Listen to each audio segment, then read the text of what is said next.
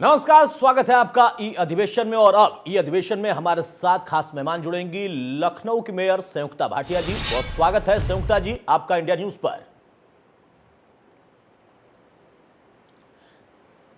जी नमस्कार संयुक्ता जी, हमने पहले भी चर्चा की थी, आज ई अधिवेशन के मंच पर फिर से आपके साथ हम मुखातिब हैं। जी लखनऊ में पिछले दिनों की जो परिस्थितियां थी बहुत चुनौतीपूर्ण थी, इसमें कोई शंका नहीं, कोई संकोच नहीं।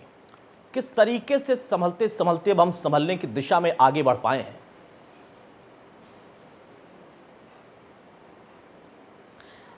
बहुत बड़ी चुनौती थी एक कोरोना काल की, लेकिन उसमें जैसे जैसे हमारे सामने समस्याएं आती गईं, उन चुनौतियां आती गईं, उन चुनौतियों से लड़ने के लिए हम तैयार रहे और हमने पूरी तरह से नगर निगम के माध्यम से और शासन के भी माध्यम से हम सब लोगों उसके लिए पूरी तरह से तैयार हैं।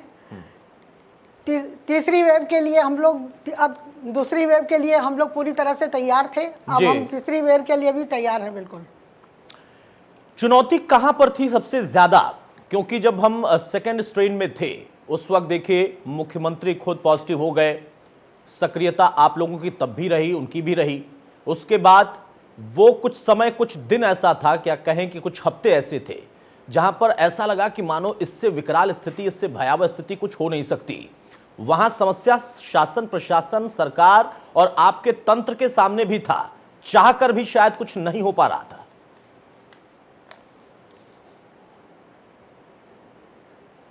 लेकिन जिस तरह से चुनौतियां सामने आई, हर प्रकार से शासन के द्वारा बेड्स की व्यवस्था थी और जितने बेड्स बढ़ाए जाते थे करीब करीब उतने ही कम पड़ते चले जा रहे थे। बिल्कुल। इन चुनौतियों का सामना करते हुए आदरणीय मुख्यमंत्री जी को बहुत बहुत बधाई दूंगी कि उनकी सक्रियता के कारण दिन प्रतिदिन बेड्स बढ़ते चले गए और नगर निगम अपनी, क्योंकि नगर निगम की महापौर हूँ और नगर निगम की जो व्यवस्थाएं थी उनको पूरी तरह से करने के लिए हमारे कर्मचारी, अधिकारी सब जी जान से जुट गए और सब ने पूरी तरह से उससे निपटने का, जैसे जैसे समस्या आई वैसे वैसे उसका निदान करने के लिए तुरंत प्रयास करते गए।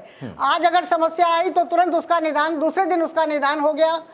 जिस प्रकार से एक शव की समस्या आई थी, एक दिन समाचार पत्र में छपा, दूसरे दिन ही 80 जगह पर उसकी व्यवस्था कर दी गई, 300 आदमी उस पर लगा दिए गए। सैनिटाइजेशन का काम लगातार बढ़ता चला गया।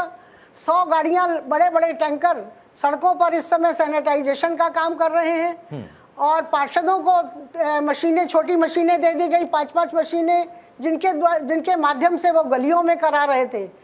लेकिन जनता की संतुष्टि हमारा कार्य का पैमाना होता है। बिल्कुल। जनता को इसमें संतुष्टि थी कि हर घर में जहां क्वारंटाइन नहीं है लोग, वहां भी हो सैनिटाइजेशन हो।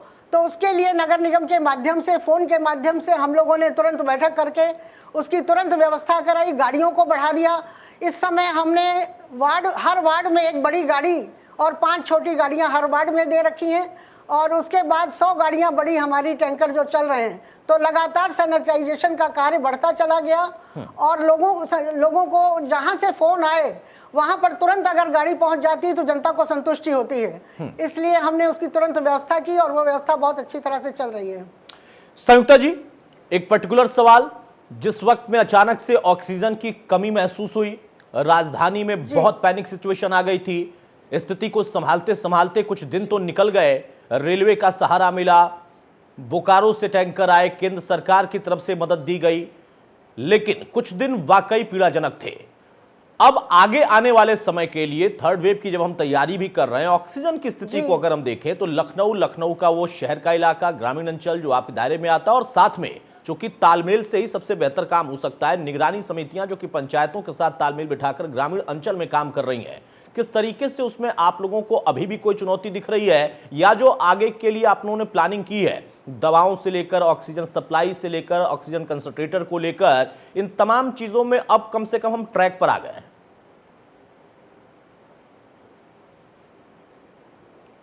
जी, अभी जैसा कि आपने बताया, ऑक्सीजन की उस समय विशेष रूप से आवश्यकता थी। ऑक्सीजन बाहर से भी आई, केंद्र से भी आई और प्रदेश सरकार ने पूरी उसकी व्यवस्था की। लेकिन उसके बावजूद भी कहीं ना कहीं ऑक्सीजन के लिए लोग परेशान रहे और उस चुनौती को भी आदरणीय मुख्यमंत्री जी के कारण। और उस समय की घटना बताऊं, मेरे घर में स्वयं हम सब पूरा परिवार क्वारंटाइन था। जी जी। एक मैं ही क्वारंटाइन नहीं थी, लेकिन मुझे अपने परिवार को हर व्यक्ति के कमरे में भोजन पहुंचाना, क्योंकि हमने किसी कर्मचारी को घर के अंदर नहीं आने दिया और मैं अकेली ऐसी थी जो नेगेटिव थी। उस समय पर मेरे पास पूरे शहर की जिम्मेदारी थी। पूरे शहर में कहीं किसी के लिए बेड की व्यवस्था करना, किसी को ऑक्सीजन की व्यवस्था करना, किसी को दवा नहीं मिल रही उसको दवा तक पहुंचाने का कार्य और घर पर हर व्यक्ति को भोजन पहुंचाने का कार्य करने का एक मेरा रूटीन बन गया था। और बड़े उससे कहती हूँ कि इस समय पर आदरणीय डीएम के साथ और अपने सीएमओ के साथ मिलकर, उनके साथ मिलकर मैंने ये सारी व्यवस्थाओं को पूर्ण करने का, जिसने एडमिशन के लिए कहा उसको एडमिशन की व्यवस्था कराना, जिसको दवा की जरूरत है उसको दवा पहुंचाना, ये समन्वय डीएम और सीएमओ के साथ समन्वय बनाकर इस कार्य को पूरा करने में हम लोग कहीं हद तक उसके लिए कोशिश करके हमने इसको पूरा किया। और इसके लिए मैं मुख्यमंत्री जी को धन्यवाद दूंगी कि उन्होंने ऑक्सीजन की व्यवस्था करने के लिए बाहर से भी ऑक्सीजन मंगाई, केंद्र सरकार से भी ऑक्सीजन मिली और इसके प्रतिपूर्ति के लिए हम लोग पूरी तरह से तैयार हुए। लेकिन तीसरी वेव में ऐसी परिस्थिति ना आए, इसके लिए इस समय सरकार के द्वारा भी मुख्यमंत्री जी ने भी उसकी व्यवस्थाएं की और उन्होंने इस समय ऐसी व्यवस्था की जा रही है कि कोई भी हॉस्पिटल ऐसा ना हो जहां पर ऑक्सीजन की व्यवस्था ना हो। बिल्कुल। तो इस तरह से हर जनप्रतिनिधि के द्वारा इसकी व्यवस्थाएं के माध्यम से भी ये व्यवस्था हो रही है, मुख्यमंत्री जी के उससे भी व्यवस्था हो रही है और नगर निगम भी अपनी तरफ से एक हॉस्पिटल की व्यवस्था कर रहा है और साथ में 2 हमने हॉस्पिटल में नगर निगम की तरफ से ऑक्सीजन का देने का भी हमने प्लान बनाया है। और इस ऑक्सीजन की प्रतिपूर्ति के लिए हम लोग पूरी तरह से तीसरी वेव के लिए तैयार रहे। इसके लिए नगर निगम भी अपनी तरफ से तैयार है और शासन भी पूरा सहयोग कर रहा है। संयुक्ता जी, वाकई समय बहुत चुनौतीपूर्ण था पूरी दुनिया के लिए, देश के लिए, प्रदेश के लिए। और आपने जैसा बताया कि खुद आपके परिवार में तमाम लोग, पूरा परिवार क्वारंटीन था, आप अकेले थी जो कि नेगेटिव थी, लेकिन फिर भी आपको पूरे शहर की जिम्मेदारी निभानी थी। वो समय भी वाकई चुनौतीपूर्ण ही रहा होगा। संयुक्ता जी, उस बीच में जब जिस तस्वीर का आप जिक्र कर रही थी वो वीडियो के जरिए आई, वो अखबारों में छपी, अलग अलग प्लेटफॉर्म पर वो दिखाई दी कि बीच शहर में सिर्फ आग ही आग जल रही है, वो अपने आप में तकलीफ पहुंचाने वाली तस्वीर थी। लेकिन व्यवहारिक तौर पर अगर उसको देखें और समझें तो वो किसी ने किसी जानबूझ के कोई ऐसी तस्वीर नहीं पनपने दी। वो समय की एक तरीके से कह सकते हैं कि मार थी। लेकिन जो आप लोगों ने उसके बाद कवायद की, जो कि अलग अलग प्लेटफॉर्म बनाए गए, अलग अलग जगहों पर अगर किसी की मृत्यु हो जाती है तो उसको वहां पर उसका अंतिम संस्कार उसकी पद्धति के हिसाब से मिले, साथ में उसकी जो ज़रूरतें हैं, बहुत सारे परिवार ऐसे थे या बहुत सारे लोग ऐसे थे जिनको ले जाने वाला वहां तक कोई नहीं था, वहां पर नगर निगम ने कैसे तालमेल बिठाया और उसकी कनेक्टिविटी कैसे बढ़ाई?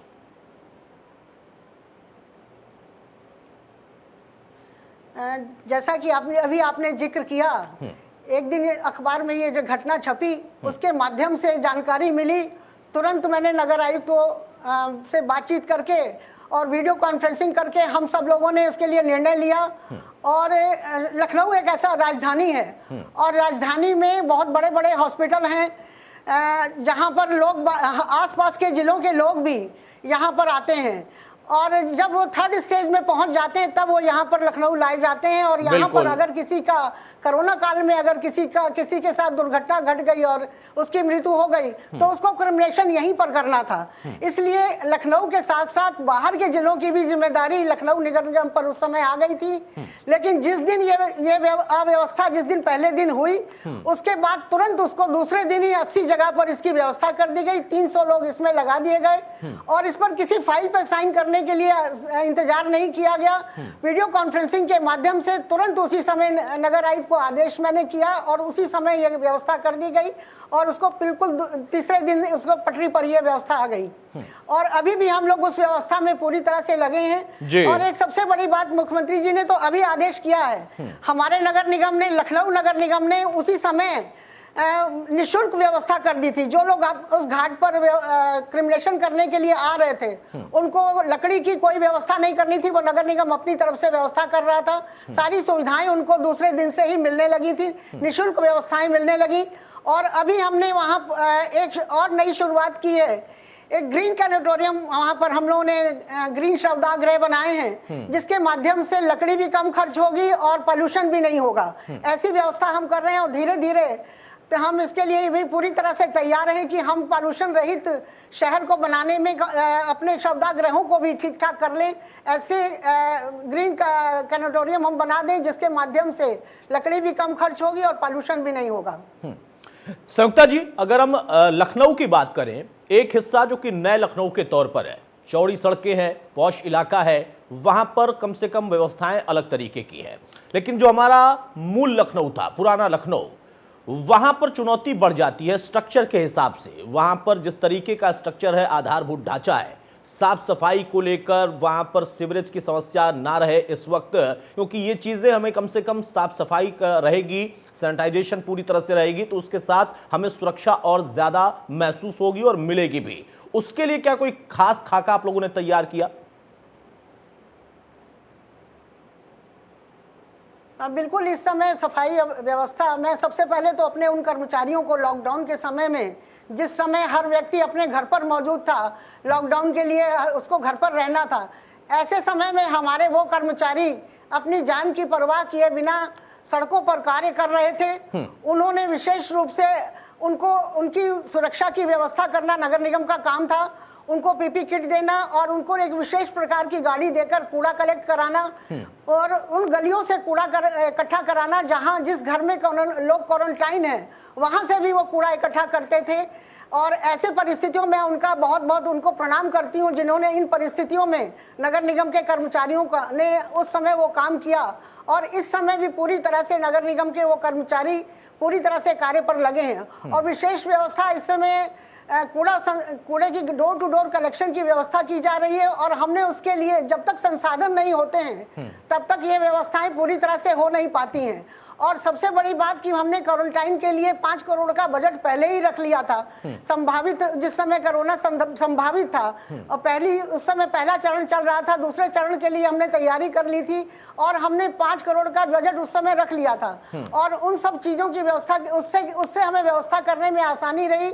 संसाधन बढ़ जाए लेकिन किसी को किसी प्रकार की कमी ना रहे, इसकी चिंता करते हुए इस समय नगर निगम के चौक की गलियां हो या फिर छोटी गलियां हो, हर गली में छोटी मशीनों के द्वारा सैनिटाइजेशन हो जाए, वहां की सफाई की व्यवस्था हो जाए। और एक इस समय हमारा शनिवार इतवार को महाअभियान चलता है, जहां पर कोई ऐसा स्थान जहां पर कहीं सफाई नहीं होती और विशेष उसकी आवश्यकता है, तो उस गली में 2000 लोग एक साथ पहुंचकर वहां का कार्य करते हैं। ये अभियान हमारा कोरोना काल से शुरू हुआ है और अब तक ये हर शनिवार इतवार को 2 दिन का महाअभियान चलता है। और वैसे रेगुलर हमारी जो सफाई होती है उस पर विशेष ध्यान दिया जा रहा है ताकि उन समस्याओं से भी हम निपट सकें।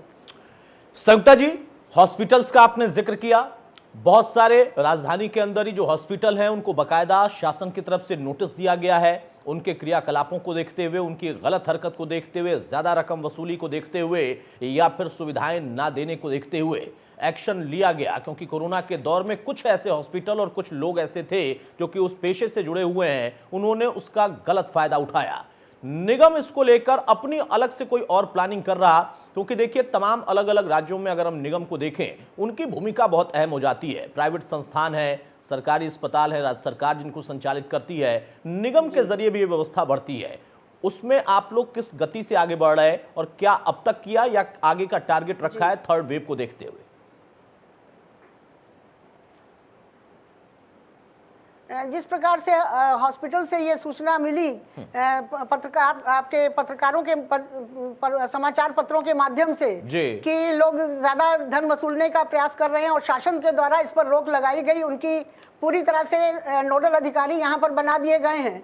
लेकिन नगर निगम का भी पूरी जिम्मेदारी है इसमें। नगर निगम का नगर निगम भी इसके लिए पूरी तरह से प्रयास कर रहा है। जहाँ पे इस प्रकार की कोई शिकायत मिलती है उस पर तुरंत उसकी जांच कराने के लिए तुरंत आदेश कर दिया जाता है और उस पर कार्रवाई करने का प्रयास किया जाता है और शासन को भी सूचित कर दिया जाता है।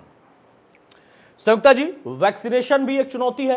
राजधानी में तो ठीक है, शहर में ठीक है, ग्रामीण अंचल तक पहुंचाना है, जागरूक भी करना है, लोगों तक वैक्सीन पहुंचे या उस सेंटर्स तक वो पहुंच पाए, रजिस्ट्रेशन उनका सही समय पर हो पाए। बहुत सारे ऐसे लोग हैं जो कि तकनीकी तौर पर अभी भी इन चीजों में बहुत ज्यादा सक्षम नहीं है। इसकी प्लानिंग आप लोग कैसे कर रहे हैं और किस जगह पर खड़ा है, कम से कम लखनऊ अगर हम देखें तो? इसके लिए पूरी तरह से जनता को जागरूक करने का अभियान चलाया जा रहा है और लोगों को प्रेरित किया जा रहा है कि वो वहां पर जाकर रजिस्ट्रेशन कराएं और वैक्सीन लगवाएं। इसके लिए पूरी तरह से प्रेरित किया जा रहा है, डोर टू डोर लोगों को बताने का प्रयास किया जा रहा है। और इसमें हमारी नगर निगम के जो माध्यम से जो निगरानी समिति बनाई गई है वो पूरी तरह से लगी हुई है, ताकि वो उन लोगों को जो इसका रजिस्ट्रेशन नहीं करा सकते हैं उनका रजिस्ट्रेशन करा दें और उनको वहां तक सेंटर तक पहुंचाने का काम कर सकें। और अभी मुख्यमंत्री जी ने और जहां हमारे रजिस्ट्रेशन हो रहे थे 15 कुछ उसको डबल कर दिया है उन्होंने, और कैंप के ये स्थान भी बढ़ा दिए गए हैं ताकि लोग ज्यादा से ज्यादा वैक्सीनेशन करा सकें, क्योंकि तीसरी वेव के लिए सबसे अच्छा हमारा यही एक माध्यम है जिससे हम बच सकते हैं। और वैक्सीनेशन हमारे लिए अति आवश्यक है। इसके लिए जागरूक करना, हम नगर निगम अपनी तरफ से जागरूकता अभियान चला रहा है, अपने कर्मचारियों को पूरी तरह से वैक्सीनेशन करा रहा है और जितने अन्य लोग हैं मोहल्ले के लोगों को निगरानी समिति के माध्यम से उनको जागरूक कर रहा है और वहां तक पहुंचाने का कार्य कर रहा है।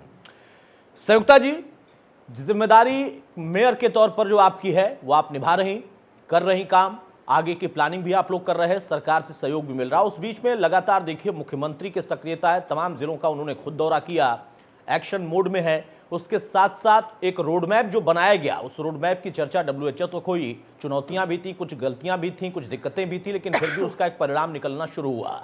प्रधानमंत्री भी लगातार संवाद कर रहे हैं, तमाम जिलों के डीएम से, अधिकारियों से भी वो सीधा जोड़ रहे हैं। एक बार फिर से वो चर्चा होनी है। क्या कुछ आप लोगों की तरफ से तैयारी है या डिमांड के तौर पर कि ये चीजें और होनी चाहिए जिससे आपको काम करने में और सहूलियत मिलेगी?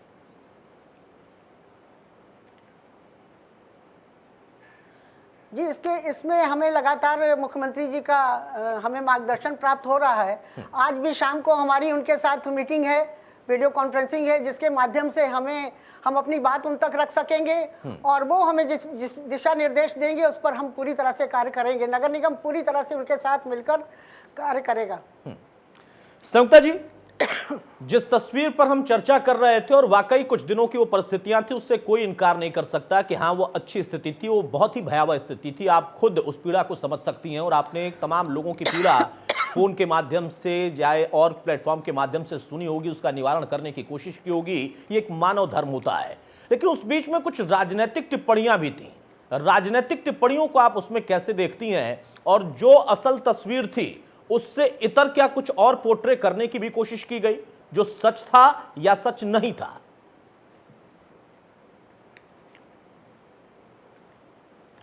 जी, पूरी तरह से इसकी कोशिश की गई, जो तथ्य को छुपाने की कोशिश की गई उसका अभी जैसे पॉल्यूशन ना हो इसके लिए अगर शेड लगाया गया नगर निगम के द्वारा तो उसे ये प्रचारित किया गया कि उसको छुपाने के लिए किया जा रहा है। और अगर गाड़ियों को व्यवस्थित करने के लिए नगर निगम ने एक अभियान चलाया कि जहां पर ये शवदाह हमारे बने हैं वहां पर अगर गाड़ियों को व्यवस्थित करने के लिए लगाया गया तो उसका प्रचार ये किया गया कि गाड़ियों को हटाया जा रहा है इसको। तो गलत प्रचार करने की प्रवृत्ति कुछ लोगों की होती है, लेकिन अगर हमें सेवा का कार्य करना है तो इस बात की चिंता ना करते हुए हमें अपनी सेवा का कार्य करना है और सेवा के माध्यम से हम उस कार्य को करते रहेंगे। राजनीतिक उसके रहते हुए भी हम सब लोगों को सेवा धर्म को पहले निभाना है और राजनीति में तो बहुत कुछ होता है, होता रहेगा। जब आपने जिक्र किया कि शवदाह जो थे वहां पर जब टिन शेड लगाए गए तो उसको एक गलत तरीके से पोर्ट्रे किया गया, वो आखिर आपके जरिए मैं जानना चाहूंगा उस वक्त तत्काल जरूरत क्यों पड़ी थी, वो आप खुद बताएं। क्योंकि आपने कहा कि पोल्यूशन के कारण वो किया गया था, बताया गया कि अंदर की तस्वीर ना निकले इसलिए छिपाया जा रहा।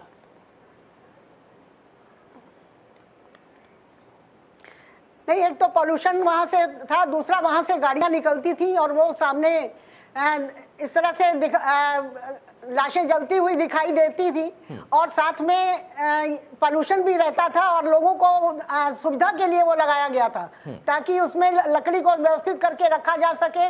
उसको सुविधा के लिए लगाया, ये इसलिए नहीं लगाया गया था कि वो गिनती गई, वो तो जो आ रहे थे उन्हीं को हमें क्रिमिनेट करना था, तो उसमें छुपाने की कोई बात थी ही नहीं।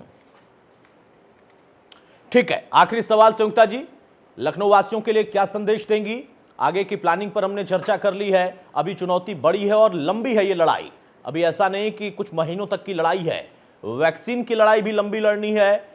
ब्लैक फंगस को लेकर भी बहुत सारे केसेस आ रहे हैं। लखनऊ में ही देखिए 13 लोगों की आंखें निकालनी पड़ी हैं। फंगस एक बड़ी समस्या है, उसके अलग अलग स्वरूप हैं। वायरस तो है ही जो कि हो सकता है कि म्यूटेट होकर थर्ड वेव में फिर से हमारे बीच में आए, हमें उससे तो लड़ना ही है। साफ सफाई, सैनिटाइजेशन, फंगस जो कि कई जगहों पर केसेस ऐसे आए हैं कि ऑक्सीजन की जो सप्लाई दी जा रही है अलग अलग अस्पतालों में, उनमें पानी का बदलाव नहीं हो रहा, सही तरह से उसकी ट्यूब चेंज नहीं हो रही, इस वजह से भी फंगस जद में ले रहा लोगों को, इस पर भी नजर रखनी है। जी, पूरी तरह से मैं लखनऊ वासियों से ये कहना चाहूंगी कि जो आदरणीय प्रधानमंत्री जी का और मुख्यमंत्री जी का जो संदेश है, 2 गज की दूरी, मास्क है जरूरी, इसका विशेष करके ध्यान रखें। वैक्सीनेशन के लिए जरूर तैयार रहें, उसको वैक्सीनेशन अवश्य कराएं, क्योंकि यही एक हमारे लिए एक तरीका है उससे बचने का, इस बीमारी से बचने का। इस पर हम विशेष रूप से ध्यान दें और नगर निगम की तरफ से मेरा पूरा नगर निगम साफ सुथरा रहे, स्वच्छ रहे, सुरक्षित रहे और पूरी तरह से सब जनता को वो सारी सुविधाएं मिलें जिसके वो हकदार हैं और उनको मिलनी चाहिए। इन सब का हमें अब प्रयास करना है और मैं बराबर क्योंकि एक माँ के रूप में हूँ, यहाँ पर लोग मुझे अपने माता के रूप में माता जी कहकर बुलाते हैं और मैं माँ का एक कर्तव्य होता है कि अपने बच्चों की चिंता करे और मैं पूरी तरह से जिन परिस्थितियों में मेरा परिवार कोरोना में था उसमें भी मैंने माँ के स्वरूप में उनकी चिंता की है और आने वाले समय में भी मैं बराबर उस पर चिंता करती रहूंगी और जो जो सुविधाएं नगर निगम के द्वारा हो सकती हैं पूरी सुविधाओं को देने का पूरा हमारा कर्तव्य है और उसको मैं पूरा करने में कहीं भी पीछे नहीं हटूंगी और मैं संघर्ष करती रही हूँ और संघर्ष करती रहूंगी लगातार। और मैं लोगों से ये कहना चाहूंगी कि वे 2 गज की दूरी बनाकर अवश्य रखें और वैक्सीनेशन अवश्य कराएं और सफाई की व्यवस्था में हमारा सहयोग प्रदान करें। बहुत शुक्रिया संयुक्ता जी हमारे साथ जुड़ने के लिए। और आपने जब आखिरी में कहा कि शहर आपको मां के तौर पर स्वीकार करता है, तो मां से बेहतर दर्द कोई नहीं समझ सकता। संयुक्ता भाटिया लखनऊ के मेयर हमारे साथ थी। अधिवेशन में उन्होंने चर्चा की कि चुनौती वाकई बहुत बड़ी थी और जिस वक्त में लखनऊ से वो तस्वीरें निकलकर आना शुरू हुई थी तो फिर उसके बाद उसका निदान क्या हो सकता था, इस पर उन लोगों ने काम तो शुरू किया लेकिन दिक्कत भी खास आई। लेकिन जन सहयोग से, शासन प्रशासन के सहयोग से फिर से शहर अपनी स्थिति में संभला, स्थिति में बदलाव आया और उसके साथ साथ आगे की प्लानिंग को लेकर भी काम शुरू हुआ जिसके बेहतर नतीजे निकल सकते हैं। लेकिन फिर भी मूल मंत्र हमें हमेशा याद रखना है, वो हर एक व्यक्ति की जिम्मेदारी है। 2 गज की दूरी, मास्क है जरूरी और उसके साथ साथ साफ सफाई अपने पास भी रखें, अपने अगल बगल भी रखें और लोगों को इससे जागरूक भी करें और भ्रामक खबरों का शिकार कतई ना हो, ना ही किसी को भ्रमित करें। अधिवेशन जारी रहेगा, एक छोटा सा विराम।